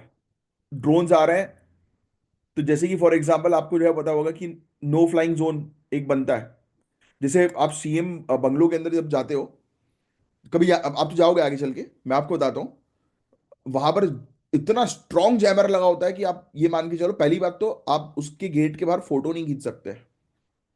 मैं आपको एक केस जो है वो बताता हूँ। मैं एंटर हुआ था इनिशियली, जब जब वहां पे मुझे कोई जानता नहीं था। मैंने जब फोटो खींची सीएम बंगलों के बाहर, मतलब एक फ्रेंड था, उसके साथ सेल्फी टाइप की जो है वो ले रहा था मैं। बहुत पुरानी बात है यार ये, मेरे ख्याल से ऑलमोस्ट शायद 8 एक साल तो हो गए होंगे, 7 8 साल, 8 साल, 10 साल, 10 साल से ज्यादा हो गया होगा। 10 साल से ज्यादा हो गया होगा। मैंने, क्योंकि मुझे अच्छे से याद है कि उस समय मेरे पास सेंट्रो थी। हाँ, 10 साल से ज्यादा हो गया। तो मैंने जब फोटो जो है वो खींची, तब एकदम से वहां पर सिविल में जो है बैठे हुए थे कुछ crime branch officers. Crime branch थे या कौन थे मुझे नहीं पता। फट से आके मेरा फोन छीना उनने, और तुरंत पूछताछ जो है वो शुरू कर दी। तो मैंने कहा भाई मैं अंदर ही आ रहा हूँ यार, मेरे को इनविटेशन है। तो फिर नाम वाम जो है उनने चेक कराया, वायरलेस से जो वो कंफर्मेशन जो है वो करवाई, तब जाकर जो है वो किया। मतलब इतनी सॉलिड सिक्योरिटी। और फिर आप अंदर जाओगे तो आपका फोन काम ही नहीं करेगा, जैमर है। तो वो कहानी। तो जैसे इस तरीके की हाई सिक्योरिटी जोन्स है हमारे पास, तो ड्रोन्स के भी बन सकते हैं, है ना। कि ड्रोन्स एक्टिवेट ही ना हो हमारी बॉर्डर पर एंटर करते सही थी। तो ऐसी टेक्नोलॉजी पर काम करना बहुत ज्यादा जरूरी है, strictly. Financial action task force आपका एक, अगर आपको एफएटीएफ के बारे में नहीं पढ़ा आपने, तो एफएटीएफ के बारे में आज आप पढ़ेंगे। ये आपका एक टास्क है छोटा सा। बिम्स्टेक सार्क तो आता रहता है, वो आगे चल के बताऊंगा। FATF भी काफी इंपॉर्टेंट टॉपिक है। अनलॉफुल एक्टिविटीज प्रिवेंशन एक्ट ये हमने पढ़ा हुआ है। NIA, नेशनल इन्वेस्टिगेशन एजेंसी, ये टॉपिक्स भी लगातार न्यूज में जो है वो देखने को मिलते हैं। तो हमें बेसिकली इस प्रकार के काउंटर टेररिज्म लॉ को मॉडर्नाइज करना पड़ेगा, अपडेट करना पड़ेगा आज की डेट में उभरते हुए खतरों से निपटने के लिए। अब देखो नेक्स्ट टॉपिक की तरफ हम आगे जो है वो बढ़ेंगे। ये भी बड़ा इंपॉर्टेंट जो है वो टॉपिक है गाइस, बहुत ध्यान से जो है वो इस टॉपिक को जो है वो सुनना। बट ये सिर्फ ज्यादातर सुनने वाला टॉपिक है। इंडिया और फ्रांस के बीच में एक AI कोलैबोरेशन हुआ है जो काफी स्ट्रांग है। और 2025 में पेरिस AI एक्शन समिट में दोनों कंट्रीज ने एक दूसरे के साथ मिलके AI यानी कि आर्टिफिशियल इंटेलिजेंस के गवर्नेंस, एथिक्स और सोसाइटी में इसका क्या रोल होने वाला है उस पर बात करी थी। ये समिट इंपॉर्टेंट थी क्योंकि इसमें AI के फ्यूचर और इसकी रेगुलेटरी फ्रेमवर्क के मुद्दे को जो है वो डिस्कस किया गया था। तो आप अभी के लिए सिर्फ इतना जो है वो लिख लो कि इंडिया और फ्रांस के बीच में हमारे ऑनरेबल प्रेसिडेंट वहां पर, प्राइम मिनिस्टर वहां पर गए थे। इंडिया और फ्रांस के ने को चेयर किया है, यानी कि को हेड जो है वो रहे Paris artificial intelligence action summit 2025 का। ये लिख लो पहले तो। यानी कि Paris artificial intelligence action summit 2025 हुई, जिसकी हेड सीट पर जो है वो दो कंट्रीज बैठी थी, एक है इंडिया, दूसरी है फ्रांस। इतना समझ में आया? आगे बढ़ता है। इन्होंने अच्छा खासा डिस्कशन जो है वो किया, हाई लेवल डिस्कशन इनके बीच में जो है वो देखने को मिला। काफी सारे एरियाज में, अब AI समिट है तो AI से रिलेटेड ही एरियाज में डिस्कशन हुए हैं, तो उतना आपको लिखने की जरूरत नहीं है। यहां पर दूसरी India France AI policy round table ये भी हुई। AI AI की फील्ड में AI पॉलिसी बनाने में इंडिया और फ्रांस जो है वो मिलकर काम करेंगे। ठीक है। एक नया इंडियन कंसुलेट भी जो है वो मर्सली में जो है वो हमें देखने को मिला कि वो हुआ, उद्घाटन हुआ। जब इंडियन फॉरेन सर्विसेज में आप जाओगे तो आप कंसुलेट में जो है वो आप काम करोगे, अगर जाते हो इंडियन फॉरेन सर्विसेज ऑप्ट करते हो तो। ठीक है। इसके अलावा bilateral trade, nuclear research cooperation और भी काफी सारी चीजों पर बातचीत हुई। इंडियन प्राइम मिनिस्टर जो है वो अपने टूर को कंटिन्यू करेंगे, फिर वो USA वगैरह जाएंगे, तो वो सब चीजें के बारे में अपन बाद में बात करेंगे। अभी मेरा जो अपना जो मेन टॉपिक है वो है पेरिस AI एक्शन समिट 2025। ठीक है। आओ अब इसके बारे में बात करें। तो इस समिट में AI गवर्नेंस के मुद्दे को एक्सप्लोर किया गया, जिसमें ट्रांसपेरेंसी, अकाउंटेबिलिटी और डेटा प्रिवेसी को इंश्योर करना जरूरी था। इस पर बातचीत हुई। इंडिया ने इस बात पर जोर दिया कि AI का डेवलपमेंट एथिकली होना चाहिए और सभी स्टेक होल्डर्स को इसके फायदे मिलने चाहिए। ऐसा नहीं कि AI सिर्फ एक ही कंट्री को फायदा दे रहा है, बाकियों को नहीं दे रहा। AI का उपयोग सिर्फ टेक्निकल पर्पस के लिए नहीं, बल्कि समाज के लिए होना चाहिए। इकोनॉमिक गोल्स को, यानी कि जो हमारे आर्थिक जो हमने गोल्स बनाए हुए हैं उसको अचीव करने के लिए जो है वो होना चाहिए। इन सब चीजों पर जो है वो बातचीत हुई। फिर इसके अलावा AI का उपयोग जो है वो, जो मुद्दे जो है वो चल रहे हैं आज की डेट में, क्लाइमेट चेंज के, गरीबी के, इनको सॉल्व करने के लिए होना चाहिए। तो ऐसे बहुत कॉमन चीजों के बारे में बात हुई। इतना आपको डिटेल में जाने की जो है वो आवश्यकता नहीं है। जितनी मैंने आपको बताई चीजें लिखने के लिए, उतनी आपने जो है वो लिख ली है, दैट्स इट। ठीक है। ये तीसरी मेजर इंटरनेशनल AI कॉन्फ्रेंस थी। इससे पहले भी एक दो कॉन्फ्रेंस जो है वो हो चुकी है। इनका नाम चाहो तो लिख सकते हो, वैसे उतना इंपॉर्टेंट नहीं, बट लिख लो क्योंकि AI से रिलेटेड क्वेश्चन जो है वो बन सकते हैं। ब्लेटेकली पार्क डिक्लेरेशन साइन किया गया था 28 कंट्रीज के द्वारा। और इनका ऑब्जेक्टिव यही था कि भाई AI डेवलपमेंट रिस्पॉन्सिबल हो, है ना, क्योंकि आज की डेट में आपको पता है कि ये डेंजरस भी हो सकता है इन फ्यूचर, और हो ही रहा है। जैसे आप डीप फेक्स वगैरह जो है वो देख रहे हो, लोगों के फेक वीडियोस बनाए जा रहे हैं। फेक वीडियोस मतलब वो इंसान है ही नहीं, आर्टिफिशियल इंटेलिजेंस से इंसान को बना दिया गया, सेम शक्ल वाला, आवाज भी बिल्कुल सेम है, वॉइस भी सेम वैसे ही है। तो इससे लोगों को जो है वो डराया जा रहा है, धमकाया जा रहा है, गलत मैसेज पब्लिक के बीच में जो है वो स्प्रेड किया जा रहा है, फेक न्यूज स्प्रेड की जा रही है। तो ऐसी चीजें नहीं होनी चाहिए, इसके लिए ये डिक्लेरेशन हुआ था। तो जो सियोल जो सबमिट हुई थी, जो आपने लिख ली है, सियोल साउथ कोरिया, इसमें भी 27 कंट्रीज आई थी जिन्होंने AI सेफ्टी के बारे में जो है वो बात करी थी। अब जो है वो पेरिस समिट AI से रिलेटेड हम लोग को देखने को मिल रही है, पेरिस AI समिट 2025। इसकी अलग अलग थीम्स है। पब्लिक इंटरेस्ट को लेकर थीम, फ्यूचर ऑफ वर्क को लेकर थीम, इनोवेशन एंड कल्चर को लेकर, ट्रस्ट इन AI को लेकर, ग्लोबल AI गवर्नेंस को लेकर। ये मत लिखो अभी। ठीक है। 58 countries including India, European union, China, इन्होंने साइन किया statement on ethical and responsible AI। और US UK जो है वो वहां पर नहीं आए, क्योंकि उनका खुद का मतलब खुद रेगुलेट करना चाहते हैं ना वो लोग, इसीलिए यूएस यूके वो चाहते हैं कि कंट्रोल उनका हो, है, उनके हिसाब से चीजें जो है वो चले। सारे लोग हैं ये, सारी कंट्रीज हैं। ठीक है, पब्लिक इंटरेस्ट, एआई का प्रयास होना चाहिए ट्रांसपेरेंसी के ऊपर, सेफ्टी के ऊपर, फाइनेंसिंग के ऊपर।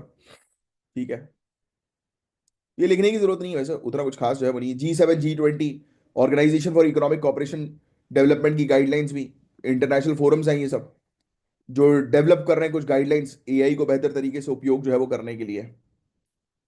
गापी, global partnership on AI, India जो है वो क्लीन एनर्जी एआई सोल्यूशन पर फोकस कर रहा है, स्किल जो है हमारे वर्कफोर्स की उसको अपलिफ्ट करने पर फोकस कर रहा है और बेहतर बनाने पर फोकस कर रहा है। ठीक है, दूसरी AI France, India France round table, policy round table हम लोग को देखने को मिला कि एआई पर पॉलिसीज बनाएंगे इंडिया और फ्रांस मिलकर। अब भाई पॉलिसी वही होनी चाहिए ना कि भाई एआई जो है वो जनहित के लिए जो है वो काम करे, एआई के कारण जो है वो किसी को समस्या ना हो, सबकी प्रिवेसी जो है वो मेंटेन हो, राइट। तो इन्हीं सब चीजों के बारे में डिस्कशन हुआ और कुछ नहीं है इसके अंदर खास। France India 2047 horizon road map, एक लॉन्ग टर्म स्ट्रेटेजी इन्होंने बनाई है, अभी के लिए मत लिखो, जब आएगी आएगी बातचीत इसके बारे में लिखने की तब अपन डिस्कस करेंगे। अभी के लिए उतना इंपॉर्टेंट है, अभी के लिए बस वो न्यूज वाली फैक्चुअल इन्फॉर्मेशन इंपॉर्टेंट थी कि ये सबमिट हुई है एआई से रिलेटेड, जिसके हेड जो थे वो दो कंट्रीज थी, ये पूछा जाएगा क्वेश्चन, इंडिया और फ्रांस, आप वो चीज जो है वो ध्यान में रखिएगा। आपको ऑलरेडी पता है कि आज की रेट में जो है वो चैलेंज सबसे बड़ा यही है, जॉब डिस्प्लेसमेंट का। आज की रेट में ऑटोमेशन हो गया तो लोगों की जॉब्स जा रही हैं, तो उसको आप क्या क्या कर सकते हो, तो लोगों को स्किल प्रोवाइड करा सकते हो, कि नई स्किल सिखा सकते हो जिससे कि लोग वर्कफोर्स में आ सके। प्रिवेसी का मुद्दा है, डिजिटल डिवाइड का मुद्दा है, कुछ लोगों को डिजिटलाइजेशन की अच्छी जानकारी है, कुछ लोगों को है ही नहीं, है ना, तो ये सब चीजों पर काम करना जरूरी है। और चैलेंजेस सबसे बड़ा इंडिया के लिए यही कि इसकी बहुत ज्यादा इलेक्ट्रिसिटी कंज्यूम जो है वो ये करता है, गवर्नेंस का इशू है, इसको कंट्रोल करने का इशू है, रेगुलेट करने का इशू है ना। सभी लोगों तक ये एक्सेसिबल नहीं है, अभी भी बहुत सारे लोगों को इसकी अच्छी जानकारी जो है वो नहीं है एआई की। बस यही था इस पूरा ओवरऑल टॉपिक, इसमें और कुछ ज्यादा था नहीं। अब देखो, अब जो टॉपिक आ रहा है वो बड़े ध्यान से जो है वो आपको जो है वो सुनना है, बड़ा इंपॉर्टेंट टॉपिक है। इन विट्रो गैमेटोजेनेसिस का topic, in vitro IVG, in vitro gametogenesis, ये एक एडवांस रिप्रोडक्टिव टेक्नोलॉजी है। पॉइंट नंबर 1 लिखो, इन विट्रो गैमेटोजेनेसिस। पहला पॉइंट जो है वो आप लिखोगे, सिंपल, मैं आपको सिंपल शब्दों में बता रहा हूं, आप पहला पॉइंट जो है वो लिखो, ये एक एडवांस्ड रिप्रोडक्टिव टेक्नोलॉजी है, सिर्फ डैश करके लिखो, एडवांस्ड रिप्रोडक्टिव टेक्नोलॉजी, हिंदी में ये लिख लो, उन्नत प्रजनन तकनीकी। अब सुनना, इसमें होता क्या है, इसमें स्टेम सेल को गैमेट्स, गैमेट्स मतलब एग्स या स्पर्म में कन्वर्ट किया जाता है। Point number 1, advanced reproductive technology, इसमें स्टेम सेल को जो है वो ट्रांसफॉर्म कर रहे हैं, कन्वर्ट कर रहे हैं गैमेट्स में। गैमेट्स जहां पर लिखा है ना आपने, उसके ब्रैकेट पे जो है वो लिख देना स्पर्म्स और एम्ब्रियो, सॉरी स्पर्म्स और एग, इसमें जो है वो कन्वर्ट किया जाता है। और ये टेक्नोलॉजी आईवीएफ से अलग है।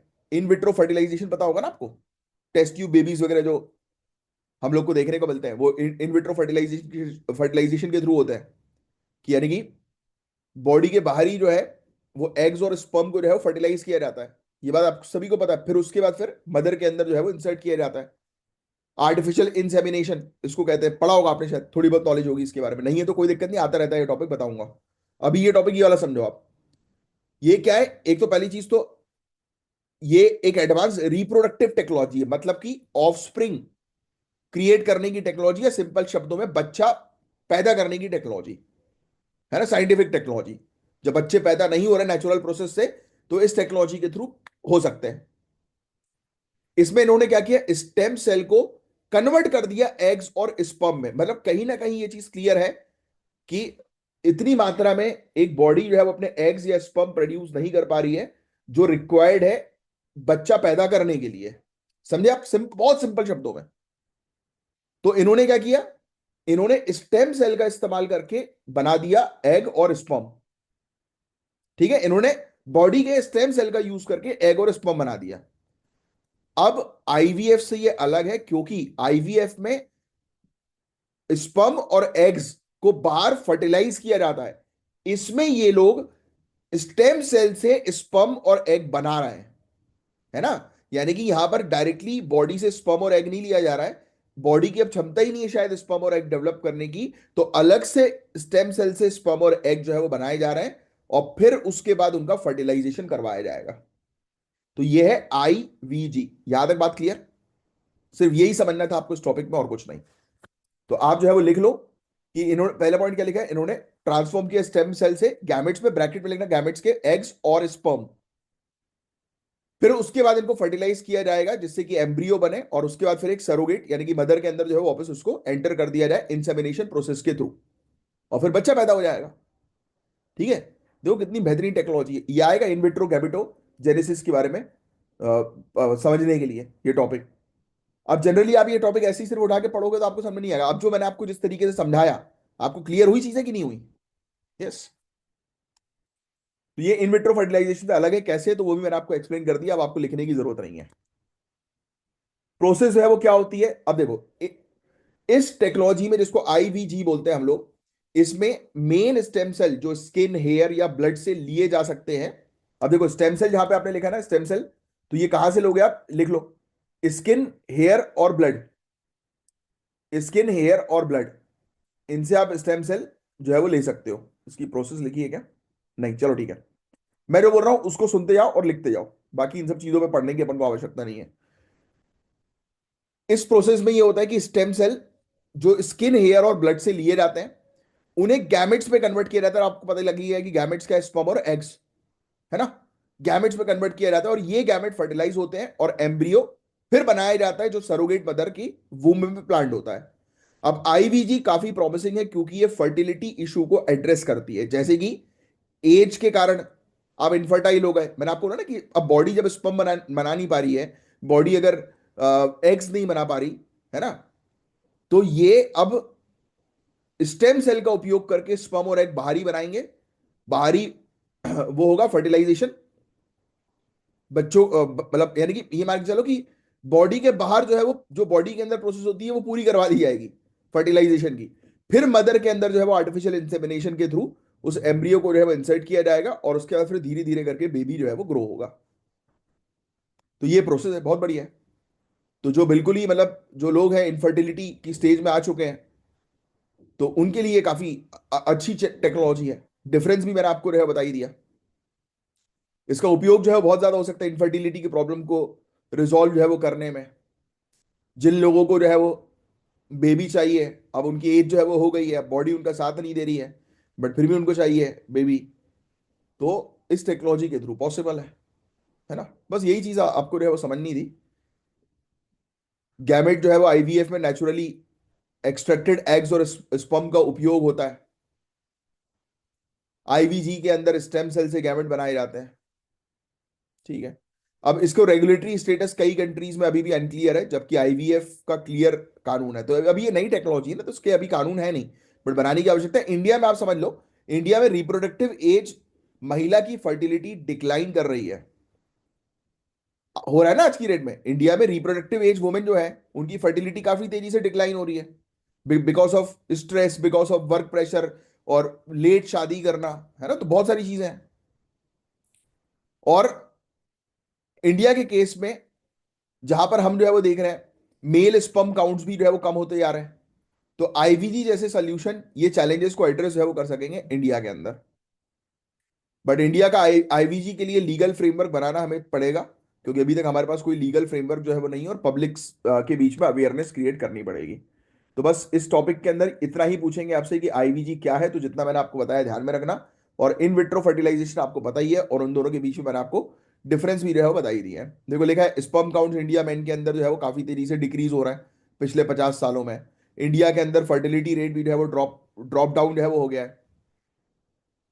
रिप्लेसमेंट लेवल 2.1 का है, बट 2.0 हो गया ना हमारे यहाँ पे। कुछ कुछ स्टडी में हमने 1.9 भी देखा था, बट 2.0 माना जा रहा है आज की डेट में। टोटल फर्टिलिटी रेट, टीएफआर जिसको जो है हम लोग बोलते हैं। पढ़ा है ना हमने इसके बारे में भी? ठीक है, बस बाकी और कुछ नहीं है इस टॉपिक के अंदर। That's it. ये सब कानून भी है। Assisted reproductive technology act 2001 IVF को गवर्न करने के लिए इंडिया के अंदर, बट अभी आईवीजी से रिलेटेड हमारे पास कोई कानून नहीं है। उसको हमें बनाने की आवश्यकता है, और पब्लिक के बीच में अवेयरनेस क्रिएट करने की आवश्यकता है, चीज़ों को सस्ता करने की आवश्यकता है। क्योंकि महंगी टेक्नोलॉजी होगी तो फिर ज्यादा लोग इसको यूज नहीं कर पाएंगे, तो उसको एक्सेसिबल बनाना है, अफोर्डेबल बनाना है। अब देखो एक फोर्ट विलियम से रिलेटेड एक टॉपिक जो है वो आया है, अब याद रखना, ये लिख लो। फोर्ट विलियम जो है उसका नाम चेंज करके विजय दुर्ग जो है वो कर दिया गया है। विजय दुर्ग, महाराष्ट्र के सिंधु दुर्ग किले के नाम पर, जो कि नेवल बेस हुआ करता था छत्रपति शिवाजी जी का। ये बहुत इंपॉर्टेंट है, क्वेश्चन आ सकता है। अभी तो एक पिक्चर आई है ना, मेरे ख्याल से शिवाजी जी से एसोसिएटेड ही है कुछ, मैंने देखी नहीं है, उसकी आई है, देखनी है वो पिक्चर। क्या नाम है यार वो कटरीना के पति का? विक्की कौशल। है कटरीना याद है मुझे यार, उसका नाम याद नहीं आ रहा। कोई कमेंट मत करना ऐसा वाला।